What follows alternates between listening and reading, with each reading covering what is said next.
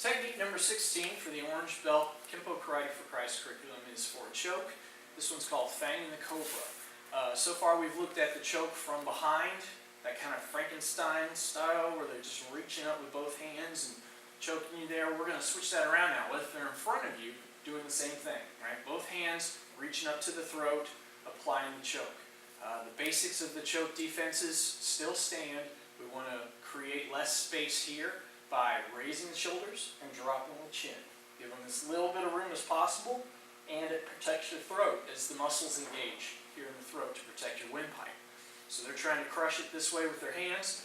We just raise both of those up. Now, going back to our first technique in this level here, mace of aggression, you can see how the position where they're grabbing with two lapels, or if they're choking, the hands are essentially very similar, their hands on you are in very similar positions. I can use the same type of pin therefore. So I'm going to reach across and we're going to pin the left hand with your left hand. We're going to cross pin that arm that's choking you and we're going to smother down on the right. So we're going to use one arm to trap two, just like we did with mace of aggression. Again, this technique called Fang and the Cobra, it's one of the Tracy's techniques. So you don't see it so much in the Parker curriculums or schools, but it is one of the Tracy's foundational techniques here for a choke. So, chin down, shoulders up, I'm going to pin, drop it down here, and I'm going to step forward this time, and instead of coming over the top arm, which we did in, we're going to do that again with this technique, just like we did in mace of aggression, but I'm going to shoot up the center. So right between both of his arms, my hand's coming up, and we're going to use a form of the spear hand. Spear hand, fingers come together. We're using the fingers to actually thrust with, but to make it stronger, I want to use something called the willow leaf palm. And the way that works is I want to take the index finger, I want to take the ring finger, bring them together, and use the middle finger behind it.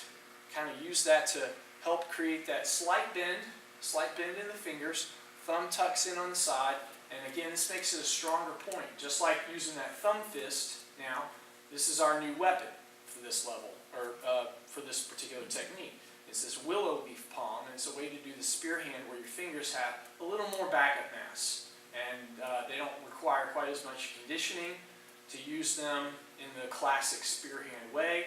If you just kind of overlap that middle finger on top of the other two that way.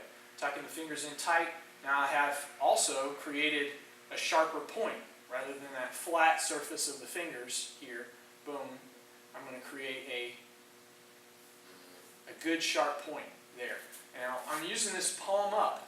We pin their arms and I'm coming up between both of their arms and I'm going to advance. And again, orange belt does a lot of advance.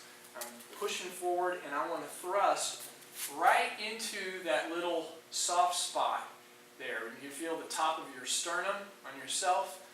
Right there, there's kind of that hole. I want to push straight in with my right hand, palm up, using this willow leaf palm, causing that gag reaction, wanting them to kick back, they want to let go.